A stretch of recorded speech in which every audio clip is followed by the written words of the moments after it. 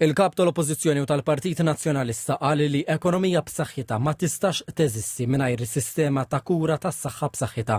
F'attività politika fil-Gargur, Dr. Borg qal li l-Gvern Nazzjonalista ipoġġi s-saħħa fiċ-ċentru tal-prijoritajiet tiegħu, kemm permezz ta' investimenti fl-infrastruttura u b'kondizzjonijiet aħjar għal ħaddiema fis-settur tas-saħħa. Dwar l-infrastruttura fis-settur tas-saħħa, Dr. Borg irrefera għal proposta ta' sptarijiet ġodda fosthom wieħed ġdid fit-Tramuntana ta' Malta u Fawdex. Refera l-proposti tal-Partit Nazzjonalista fil-qasam tas-saħħa fosthom stipendji daqs il-paga minima nazzjonali għal min isegwi kors fis-settur tas-saħħa. Hawnhekk Dr. Borg argumenta li t-tisħiħ fil-qasam tas-saħħa irid jibda mill-edukazzjoni biex ikun żgurat li l-isptarijiet ikollhom biżżejjed ħaddiema imħarġa fil-futur.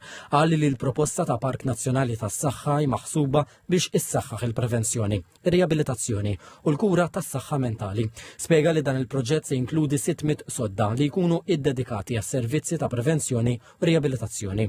Dr. Borg semma wkoll inizjattiva bl-isem ta' Fit for Life li l-Partit Nazzjonalista qed jipproponi li jagħti 300 euro biex iż-żgħażagħ ta' bejn il-15 u l-25 sena ikunu jistgħu jixtru arloġġ diġitali flimkien ma' vouchers li jistgħu jintużaw għal gyms u tamir relatat mas-saħħa. Tkellem dwar il-proposta tal-Command Center fil-qasam tas-saħħa li skontu se twassal biex titjib l-effiċenza, jonqsu l-ħinijiet tas-stennija u tinqata' il-burokrazija.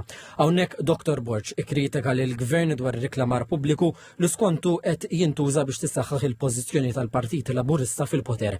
Wara l-fema li l-gvern sejjaħ l-elezzjoni ġenerali għax ħaseb li se jaqbad lil Partit Nazzjonalista fuq siq waħda. Iżda qal li l-Partit Nazzjonalista huwa determinat li jagħti nifs ġdid lil pajjiż.